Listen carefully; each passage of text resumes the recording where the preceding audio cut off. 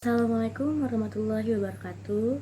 Izin memperkenalkan diri, nama saya Herliana Gelangkasari sebagai perwakilan dari kelompok 5 yang beranggotakan Hardiawan, Hidayatullah, dan Faridatul Mahfudoh. Di sini saya akan sedikit menjelaskan tentang makalah kami yang berjudul Pemerintahan Daerah. Yang pertama ada pengertian pemerintahan daerah.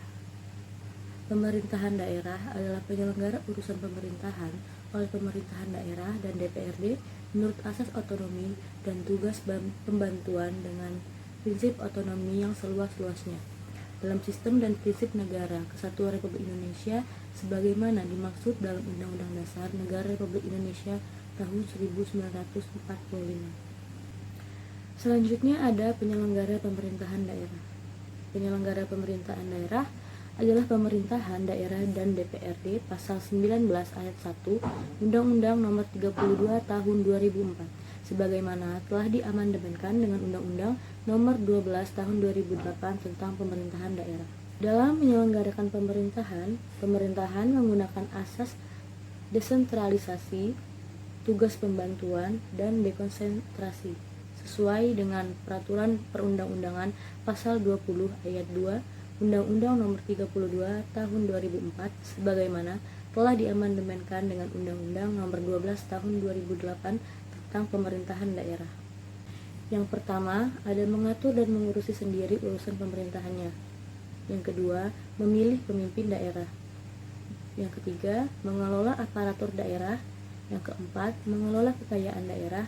Dan yang kelima, memungut pajak daerah dan distribusi daerah.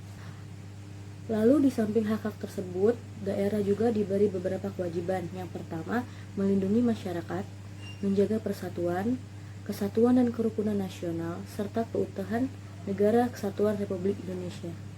Selanjutnya ada meningkatkan kualitas kehidupan masyarakat, mengembangkan kehidupan demokrasi, mewujudkan keadilan dan pemerataan, dan yang terakhir meningkatkan pelayanan dasar pendidikan. Lalu selanjutnya ada urusan-urusan pemerintahan daerah.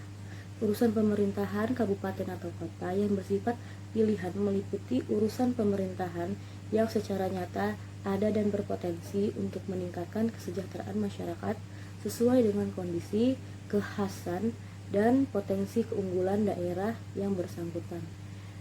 Yang selanjutnya ada penerapan POSD, Planning, Organizing, Staffing, dan Directing atau penyelenggaraan pemerintahan daerah.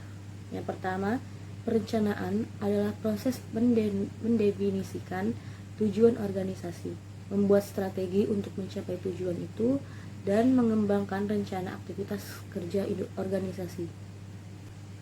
Lalu ada pengorganisasian, yaitu suatu proses pembagian kerja atau pengaturan kerja bersama dari para anggota suatu organisasi.